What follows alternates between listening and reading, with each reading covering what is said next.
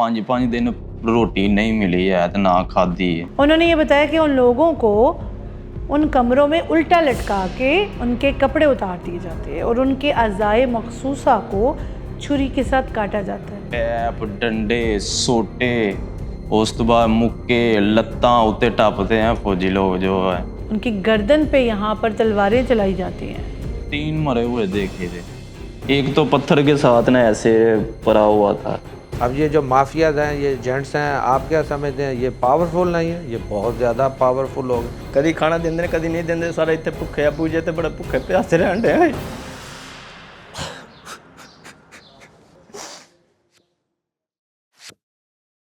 तकरीबन 13 करोड़ की आबादी पर मुश्तमिल ये पाकिस्तान का सूबा पंजाब है।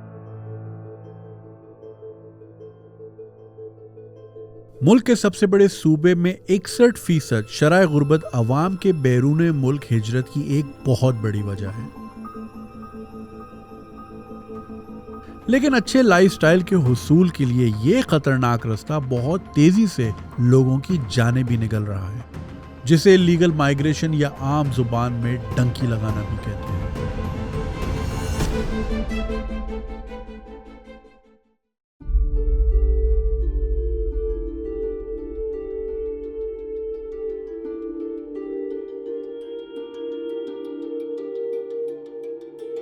बेसिकली माइग्रेशन की बहुत सी इकसाम है, जिनमें 2 इकसाम बहुत ही ज़्यादा ख़तरनाक है और पाकिस्तान को इस वक्त इन 2 इकसाम का सबसे ज़्यादा सामना करना पड़ रहा है। नंबर 1 ह्यूमन ट्रैफिकिंग और नंबर 2 स्मगलिंग ऑफ माइग्रेंट्स। अब देखिए, ह्यूमन ट्रैफिकिंग बहुत ज़्यादा है इस डिवीज़न में। मंडी बहाउद्दीन गुजरात और गुजरांवाला के एक ऐसा एरिया है जिसमें पिछले जो हम 20-25 साल से देख रहे हैं, बड़ी तेज़ी से जो नौजवान हैं उन गुमनाम रास्तों पर गए हैं। कई तो बेचारे मारे गए, जिनकी लाशें वापस आईं। बहुत से इसके पुश और पुल फैक्टर्स हैं। जो पुश फैक्टर्स हैं उनमें आपकी गुर्बत, पॉलिटिकल क्राइसिस और देखा देखी। एक हिस्ट्री भी है। पहले हम वो कॉमनवेल्थ के मेंबर थे तो वहाँ से लोग काफ़ी गए हैं। उस वक्त वो लिस्टिमेट वजह तौर पर जाते थे, क्योंकि कई जगह वीज़े की रिस्ट्रिक्शन भी नहीं थी कोई, और थी तो वो बहुत आसानी से मिल जाता था। और वहाँ जाके आबाद हो गए, उन्होंने अच्छा वहाँ रोज़गार कमाया। तो उनके जो बाकी फैमिलीज़ हैं, मेंबर्स हैं, जो अगली जनरेशन को कहते हैं, वो भी चाहती हैं कि हम भी वहाँ जाएँ। यहाँ मैंने देख लिया अपने इलाके में, मोहल्ले में, कि फलां का बच्चा जो है वो कल तक इधर आवारा फिर रहा था, वो बेरोज़गार था, वो किसी तरीके से अपनी जान को ख़तरे में डाल के चला गया। वो 4 साल 5 साल बाद जो है ना, उसने अपनी एक बहुत बड़ी कोठी बना ली है इलाके में, अपने भाइयों को सेटल कर लिया है। तो बस यही वजह, और कोई वजह नहीं है। और वो वालिदैन से मैं पूछती हूँ कि क्यों आप बच्चों को भेजने पर रिस्क लेते हो? कहते हैं रिस्क तो है, मगर रिस्क कामयाब भी हो सकता है, क्या पता चले जाए। ये एजेंट्स जो हैं उनको एक जिसको कहते हैं सब्ज़ बात दिखाते हैं कि हम आपको यूरोप में ले जाएंगे और वहाँ फिर आपको अच्छा रोज़गार मिल जाएगा, वहाँ आपको सिटीजनशिप भी मिल जाएगी। जब वहाँ उनको लेके जाते हैं तो ये रूट हमारा ये बना हुआ है, that is we called it, कि जिसमें ईरान के साथ बॉर्डर है, वहाँ से वहाँ उनको पास करवा के टर्की और ग्रीस के रास्ते में यूरोप में वो लेके जाते हैं।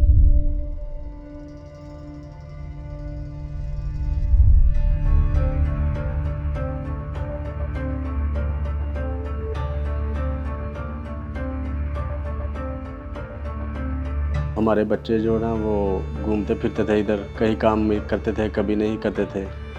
एक इधर हमारे गांव में स्टोर है मेडिकल, उसमें एक लड़का रहता था, उसने बोला हमारे पास एजेंट है। मेरे बच्चों को बोला था, भतीजा और बेटे को, अगर आपने बाहर जाना है टैंकी लगा के तो हम उनसे बात करते हैं। उससे बात की कि यार हमने डेंगी लगानी है। हम 4-5 बीच कज़न भी थे और महल्लेदार भी थे। हमने ना गलबात की उससे 3.5 लाख रुपया। जब हम इधर से निकले ना, इधर से गए लाहौर।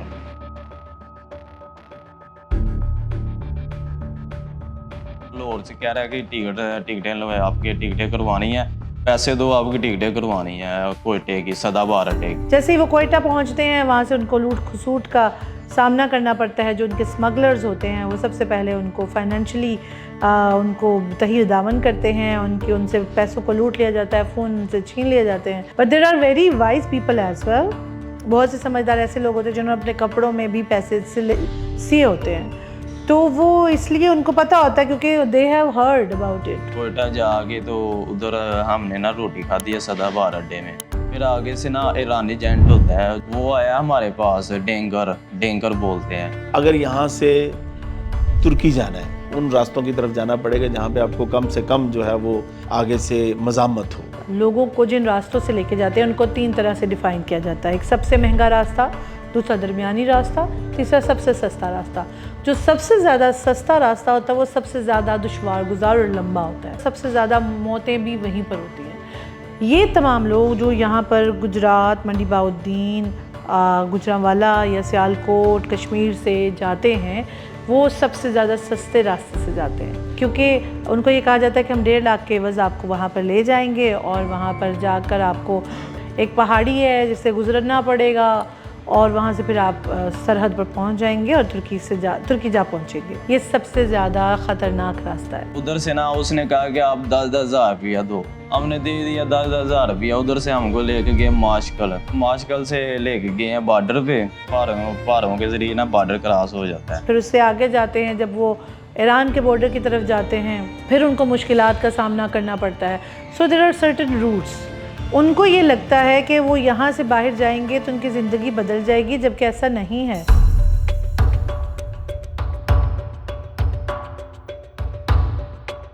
تقریباً 2-2.5 دن کا سفر ہے پیدل. اسی 2 دن پیدل ترتے رہے ہیں. 5 دن روٹی نہیں ملی ہے نہ کھادی ہے. وہ بارڈر کراس کروا دیا جاتا ہے. جب وہ ایران میں جاتے ہیں ان کو کڈنیپ کر لیا جاتا ہے. وہ کڈنیپ بھی ہو جاتے ہیں, ان کی کلنگز بھی ہو جاتی ہیں, کیونکہ دیکھیں ان کی لیگل پوزیشن کوئی نہیں ہوتی. نہ وہ وہاں کے سٹیزن ہیں نہ وہ یہاں کے سٹیزن رہ جاتے ہیں. وہاں جا کر ان کو قتل کر دینا, ان کو برے حالات میں رکھنا, ان کی کسی بھی چیز کی ذمہ داری جو ہے وہ ایرانی گورنمنٹ تو نہیں لیتی. ایران میں جاتے ہیں یا ٹرکی میں جاتے ہیں, ایران پہ گئے ہیں, پیسے دو, آپ نے آگے جانا, آپ کو سیف میں لے کے جانا, آپ کو سیف میں لے کے جانا. سیف بولتے ہیں رہائش ہوتی ہے, کمرے ہوتے ہیں, کوئی مثلا کہ کوئی پانی, کوئی گال نہیں ہے. ایک کمرے میں 20 لوگ رکھے جاتے ہیں. نہ آپ وہاں پر پیشاب اور پخانے کے لیے کسی دوسری جگہ پر جا سکتے ہیں, نہ آپ پانی پی سکتے ہیں. پانی پینے کے لیے نہیں ہوتا. بہت سے لوگ ایسے کرتے ہیں کہ بھنے ہوئے چنے رکھ لیتے ہیں so that they would be able to at some thing. پانی پینے کے لیے جاتا ہے تو people are forced to drink water from pounds, جو بہت گندا ہوتا ہے. مطلب ہم سوچتے ہیں کہ ہم جوہر کا پانی پی لیں گے, ہم نہیں, لیکن اس وقت صورتحال ایسی ہوتی ہے کہ وہ یہ سب کرنے پر آمادہ ہوتے ہیں. ایک بوتل جو یہاں پر 30 روپے کی ملتی ہے وہاں ہزاروں کی ملتی ہے. ایک پانی کا ڈھکن 500 روپے میں مائیگرینٹس کو دیا جاتا ہے. پھر ان کو جب سیف میں بند کر دیا جاتا ہے اور وہاں پر ان کو مارا جاتا ہے, then it is turning to trafficking. ابھی اس سے زیادہ تکلیف دہ بات ہے جب ان کو مارا جاتا ہے. پھر ان کو مارنے کے بعد ان سے کہا جاتا ہے کہ اور نکالے پیسے, تو وہ جو انہوں نے نیفوں میں یا انہوں نے اپنے کپڑوں میں پیسے سیے ہوتے ہیں وہ بھی نکلوائے جاتے ہیں. ادھر سے پھر جو نا چیک پوسٹ آتے ہیں نا, ادھر 3 کلومیٹر پیچھے لاتے ہیں چیک پوسٹ پہ. ادھر سے کہتے ہیں کہ پیدل ترے آپ, پیدل, جنگل بھی آبان ہوتا ہے, پیدل دوڑتے رہو, نال ڈینگر ہوتا ہے, وہ پھر لے کے جاتا. وہ تو ان کا تھا ہر روز کا کام ہے. پھر ہم کو نا یہ لے گئے ترکی بارڈر پہ. وہاں سے اگر بچنے میں کامیاب ہو جاتے تو پھر وہ ترکی کی طرف جو ایک پہاڑی ہے جسے چاند تارے کی پہاڑی کہا جاتا ہے وہاں سے گزرتے ہیں. اور سرد موسم میں ایسی پہاڑی سے گزرنا بہت زیادہ رسکی ہے, بہت زیادہ ڈریڈفل ہے, کیونکہ وہاں پر گزرتے ہوئے آپ کو بہت سارے لوگوں کے اعضاء لٹکتے نظر آئیں گے, پڑے نظر آئیں گے, بہت ساری ڈیڈ باڈیز آپ کو نظر آئیں گی. اور وہاں پر بہت زیادہ برف باری ہوتی ہے. ایون آپ وہاں سے چلتے ہیں تو آپ کی جو ٹانگیں ہیں پوری کی پوری برف کے اندر دھنس جاتی ہیں. میں نے بہت سارے ایسے کیسز رپورٹ کیے جن کے پاؤں کٹ گئے ہیں, جن کی ٹانگیں کٹ گئی ہیں, جو خود وہاں پر پھنس گئے ہیں اور پھنسنے کے بعد وہ مر گئے ہیں. جن کے اپنے دوست یا جو ان کے ساتھی یا کزنز جو ان کے ساتھ جاتے تھے ان کی حالت ناساز ہوئی یا طبیعت ان کی خراب ہوئی, کسی بھی پرابلم کی وجہ سے ان کو وہیں پر چھوڑنا پڑا. ایسی صورتحال میں جو اسمگلر, جو چھوٹے لیول کے اسمگلر جو چین کی طرح آپ کے ساتھ ساتھ ہوتے ہیں, وہ انہوں نے ہاتھ میں چھڑی پکڑی ہوتی ہے اور وہ آپ کو مسلسل مار رہے ہوتے ہیں. اگر آپ کے بہت زیادہ آپ کا خون جوش مار رہا ہے, آپ کو بہت زیادہ رحم دلی آ رہی ہے, تو ہی ول بی ہٹنگ یو. ادھر نا آکسیجن نہیں آتی ہے, مثلا کہ جن کو نا دل کا مسئلہ ہوتا ہے یا سانس کا مسئلہ ہوتا ہے, یہ وہ نا ادھر ختم ہو جاتے ہیں. 3 مرے ہوئے دیکھے تھے, ایک تو پتھر کے ساتھ نا ایسے پڑا ہوا تھا, تو 2 جو ہے وہ ایک برف میں تھا, ایک وہ ایسے نا چشمے والا رستہ ہے, چشمے کے نا ساتھ ہی ایسے پڑا ہوا تھا. ہمیں بولتا ہے یہ پاکستانی نالے ٹھڈے مارتا ہے. تو انہوں نے کہا کہ بھائی ادھر سے نا نیچے جاؤ, مثلا کہ ایسے نیچے سیدھا ہی جانا ہے, آگے نا وہ گاؤں آئے گا. شومی قسمت اگر وہ کامیاب ہو جاتے ہیں ترکی کا بارڈر کراس کرنے میں, جہاں ان کو بہت لمبا طویل ترین سفر گزارنا پڑتا ہے, تو اس کے بعد ان کو پھر ایک جگہ پر قید کر لیا جاتا ہے. جو مجھے ایمبیسی نے مجھ سے کچھ انفارمیشن شیئر کی, اور جو وہاں سے لوٹ کے آنے والے, انہوں نے یہ بتایا کہ ان لوگوں کو ان کمروں میں الٹا لٹکا کے ان کے کپڑے اتار دیے جاتے ہیں اور ان کے اعضائے مخصوصہ کو چھری کے ساتھ کاٹا جاتا ہے, برف کی سلوں پر لٹا دیا جاتا ہے, ان کو برف باری میں باہر بٹھا دیا جاتا ہے, ان کو ننگا کر کے ان کو مارا جاتا ہے, ان کی پیٹھ پر کوڑے مارے جاتے ہیں, ڈنڈے مارے جاتے ہیں, پھر ان کی گردن پہ یہاں پر تلواریں چلائی جاتی ہیں, اور اس کی ویڈیو بنا کر اس کے والدین کو, وہ آدمی ہے, وہ لڑکا ہے, وہ بچہ ہے, اس کے والدین کو بھیجی جاتی ہے. اور جب ایسی ویڈیو بھیجی جاتی ہے تو پھر کہا جاتا ہے کہ اگر آپ اپنے بچے کو بچانا چاہتے ہیں تو ہمیں اتنے $1,000 دے دیں. تو وہ سفر جو 1.5 لاکھ سے شروع ہوتا ہے, کس وقت it is turning toward thousands of dollars, یہ معلوم نہیں ہوتا. چوروں کو بولتے ہیں کرتے, ادھر بہت ہوتے ہیں. اللہ نہ کرے وہ آئیں ہم کو پکڑ لیں, اپنی سیفے میں لے جائیں, سیفے میں لگا کے ہم کو ٹارچر کریں گے, اپنے گھر والوں سے پیسے اتنے منگواؤ. ہمارے گھر والے کدھر پے کر سکتے اتنے پیسے. مینی ٹائمز ایسے ہوا ہے کہ میں نے دیکھا ہے بہت سارے مائیگرنٹس یہاں سے گزرنے میں کامیاب ہو گئے, ترکی میں کامیابی سے پہنچ گئے, مار شار کھا کے سب کچھ, سارے ٹورچر, جوان بلڈ ہے, بچ گیا, خوش قسمتی سے بچ گیا. لیکن جب وہاں پر پہنچا تو ان کو کوئی ان کے اپنے ہی ملک کے کوئی لوگ پکڑ لیں گے. جو پاکستان کے ہیں, گجرات کے ہیں, گجرانوالہ کے ہیں, وہ وہاں سے ہی لڑکوں کو پکڑتے ہیں, ہاسٹیج کرتے ہیں, فیملی سے تاوان کی ڈیمانڈ شروع کر دی جاتی ہے. بہت سارے ایسے کیسز ہیں جن میں ان کے جو گھر ہیں, جو یہاں سے ڈیٹینشن سینٹر سے نکلنے کے بعد وہ ملا کے جو گھر لیتے ہیں, ان گھروں میں ان کو ان کے گلے کاٹ کے ان کے جسم کے اوپر رکھے جاتے ہیں. دے کم ٹو یور ہوم, اور وہ جس گھر میں آپ رہتے ہیں, اور وہاں پر آپ کو لوٹیں گے, آپ نہیں دیں گے تو آپ کو مار کے چلے جائیں گے. ان کو کیا ہے, وہ تو پہلے ہی ایلیگل ہے. ادھر نا آرمی کی چونکی تھی, تو ادھر سے نا جندرما بولتے ہیں فوج کو, نا جندرما, انہوں نے ہم کو پکڑ کے انہوں نے بٹھا لیا کول, پھر ہم کو لے گئے جیل. بہت ترلے پائے ان کو کہ ہم بہت غریب ہیں, ادھر آئے ہیں, نہیں ایجنٹ سے رابطہ کریں, ایجنٹ کا نمبر بند. پھر سے انہوں نے نا ہم کو ڈپورٹ کیا, مثلاً کہ بارڈر انہوں نے کراس کرایا.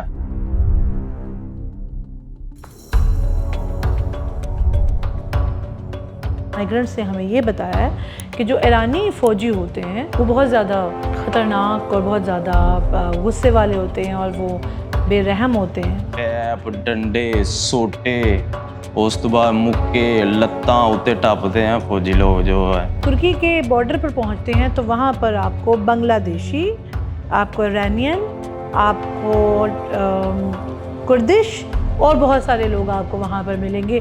تو مختلف نیشنلٹیز ایک جگہ پر اکٹھی ہو جاتی ہیں, تو ان میں ایکسپلائٹر بہت بڑی تعداد میں ہوتے ہیں جو آپ کو ایکسپلائٹیشن کرتے ہیں. پھر ہم کو نا ادھر سے نا کردے ملے, ہم لوگوں کو نا اپنے ساتھ لے گئے. گھر والوں سے رابطہ کرے, گھر والے کہہ رہے کہ ایجنٹ سے رابطہ کرو. ہم نے کہا نہیں, ہم نے نہیں اس سے رابطہ کرنا, وہ نا ہم کو پھر اس جگہ پہ بھیج دے گا جدھر سے ہم موت کے منہ سے بچ گئے ہیں. ظاہر ہے کسی کا دل تو نہیں کرتا کسی کے پاس جانے کے, یعنی کہ مجبوری کے ساتھ جانے کے لیے, کیونکہ ہم مار کھانے کے لیے تو اپنا گھر چھوڑ کے کسی اور کے گھر میں جائیں. سوچتا ہے کہ ہم چلو اچھا کھانا کھائے پیئیں گے جس طرح دوسرے لوگ اچھے کھاتے پیتے ہیں. اس لیے وہ پیسے بھی ہم نے تھوڑے ادھار لوگوں سے لیے تھے.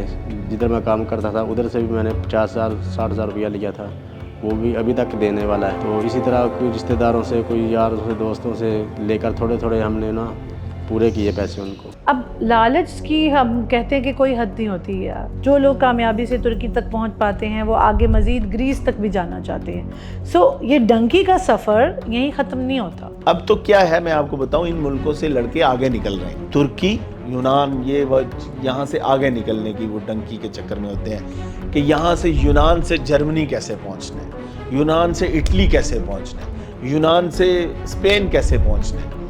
तो अब जो है वो जैसे जैसे जिद्दत आ रही है सारे चीज़ों में, वैसे वैसे ये जो एजेंट माफिया है या ह्यूमन स्मगलर्स हैं, इनको उनकी चीज़ों को आगे ले गए हुए हैं। अब ये सिस्टम शुरू हो गया हुआ है तुर्की में, ईरान में, अब बिल्कुल ये यहाँ से ख़त्म होता जा रहा है और वहाँ पे बैठ के ये डीलें हो रही हैं। ये दोनों वाक़यात इसी की रोशनी है ना। आपको देखें ना, कश्ती वाला हादसा जिसमें सैकड़ों अफराद जाँ बाग हो गए।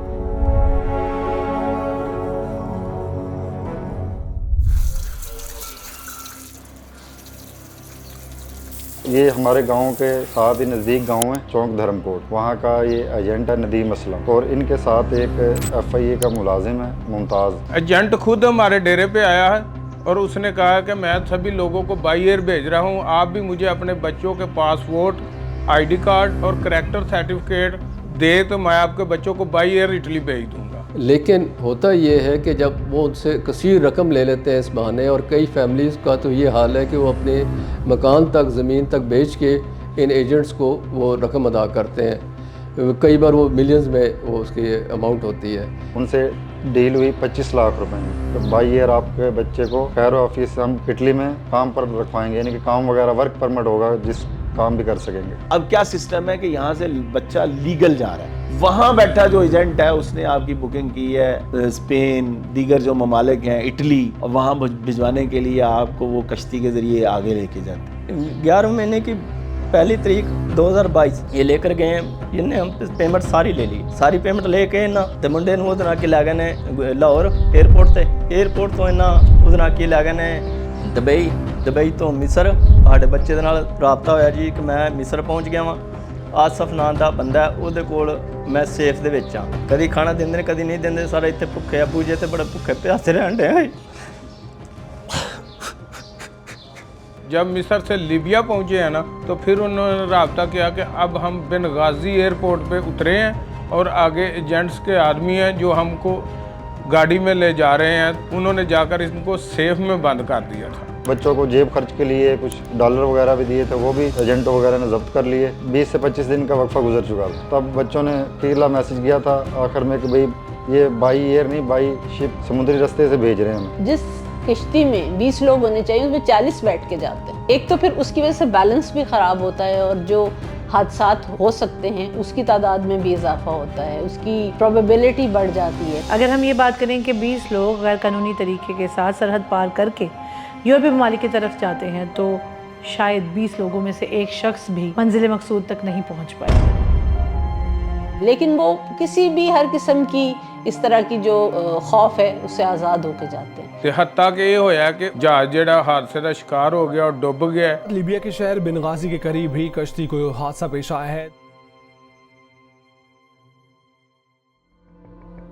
तब ये मालूमात मिली है, हम एजेंटों की तरफ भागे हैं तो वो घर से ताले वगैरह लगाकर लापता थे। सर FIA गए हैं, वो भी कोई बात नहीं करते। सर हमने पर्चा करवाया एक के थ्रू, आगे से 3-4 बदली हो गए हैं। वो पैसे लेते हैं, बदली हो जाते हैं, पैसे लेते हैं, बदली हो जाते हैं। हमसे रिश्वत का मुतालबा होता है कि आप पैसे दे तो फिर पकड़ते हैं, अदरवाइज वो तो इनके सामने आगे पीछे फिरता रहता है। वफाकी एजेंसी है, बहुत बड़ी एजेंसी है, और एक मामूली सा ये एजेंट है जो इनसे गिरफ्तार नहीं हो रहा। लिखवाते कुछ हैं, लिखते कुछ हैं, हम कौन से पढ़े हैं, अनपढ़ बंदे हम। एजेंट्स ने भी आगे अपनी पूरी नेटवर्किंग की होती है, मुख्तलिफ सरकारी डिपार्टमेंट्स उनके साथ अटैच होते हैं, वो भी उनको भरपूर कवरिंग प्रोवाइड करते हैं। अब जो बंदे बाहर जाते हैं गैर कानूनी तरीके इस्तेमाल करके, उनके जैली कागजात भी बनते हैं, उनके पासपोर्ट भी जैली बनते हैं, और ये सारा जो चीज़ें गैर कानूनी हैं ये अथॉरिटीज़ के नॉलेज में होती हैं, मगर उन्होंने भी जानबूझ के अपनी आंखें बंद की होती हैं क्योंकि उनका भी एक सोर्स ऑफ इनकम जो है इलीगल वो जनरेट हो रहा होता है। जब आपका केस ही ऐसा तैयार होगा तो आगे सज़ा कैसे होगी?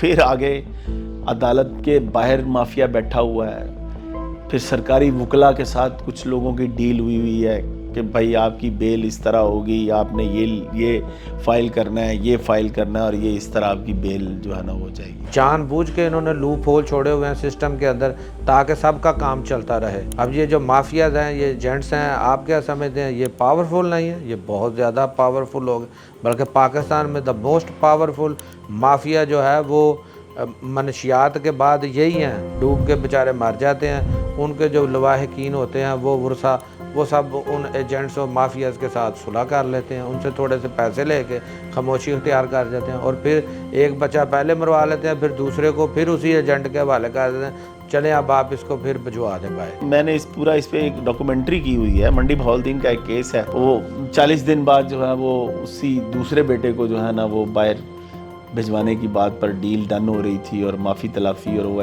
FIR ختم ہو گئے, تو وہ بھجوا بھی دیا تھا اس نے. سب سے اہم بات, آپ کسی بھی ایسے ملک کے اندر جب irregular طریقے کے ساتھ آتے ہیں, جب آپ وہاں پر رہ رہے ہیں, آپ کو خدا نہ خواستہ کچھ ہو جاتا ہے تو آپ کو ہاسپٹل میں داخل نہیں کریں گے, آپ کے پاس ڈاکومنٹ نہیں ہے, کام آپ کو مل جائے گا پیٹی جابس کسی فیکٹری میں. کسی بھی ہوٹل والے کے ساتھ جہاں پہ اس نے جاب کرنی ہے, تو جو ایک وہاں کا لیگل مزدور ہے یا لیگل کام کرنے والا شخص ہے, اس سے اس نے ہاف پیمنٹ پہ اس کو رکھنا ہے. ان کو ایک ہیومن لیول سے, آئی ایم سوری ٹو سے, اس سے بھی نیچے کی زندگی جو ہے گزارنی پڑتی ہے. ان کو بہت جو ہے خوف و ہراس میں برداشت کرنا پڑتا ہے. کچھ لوگوں کو تو میں نے سنا ہے کہ پیرانویا ہی ہو گیا ہوا ہے کہ جی وہ کسی کو بھی دیکھتے کہتے ہیں پولیس آ رہی ہے, پولیس آ رہی ہے. تو وہ ایک مینٹل ہیلتھ کے ایشوز بھی ان کے بہت زیادہ ہو جاتے ہیں. پھر ریشل ڈسکرمنیشن یورپ میں ہے, اور اس میں تو کوئی ڈینائی نہیں کر سکتا. تو ان کو as a B class citizen یا C کلاس سٹیزن ہی ٹریٹ کیا جاتا ہے ان کی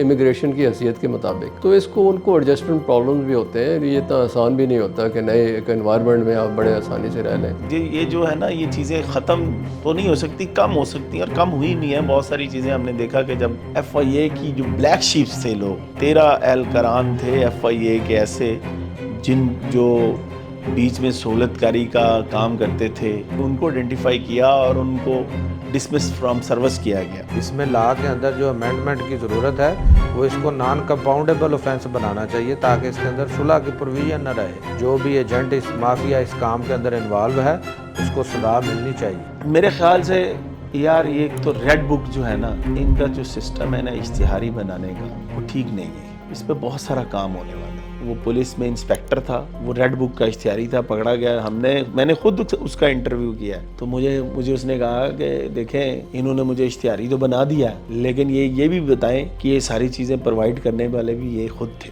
جب بہت سارے لوگ جو ریٹرنیز ہیں, جب ان سے ہماری بات ہوتی ہے تو وہ بتاتے ہیں کہ اگر ہمیں یہ معلوم ہوتا کہ یہ اتنا آسان پروسیس ہے, لیگل پروسیس, تو ہم شاید کبھی بھی ریگولر کی طرف جاتے ہی نہ. 3 سے 3.5 ملین بچے جاب مارکیٹ میں ہر سال آ رہے ہیں, ان کو ابزارپشن کے لیے تو یہاں روزگار کے موقع نہیں ہیں. تو حکومت کا یہ فرض ہے کہ وہ کنڈیسیو انوائرمنٹ کریٹ کرے جس میں لوگوں کو یہاں مقامی طور پر روزگار ملے, بیس روزگار مل جائے. اس کے علاوہ پھر بھی کوئی باہر جانا چاہتا ہے لیگل طریقے سے تو اس کا حق ہے, خواہ وہ ایجوکیشن کے لیے ہو یا اچھی ارننگس کے لیے ہو تو وہ جائے.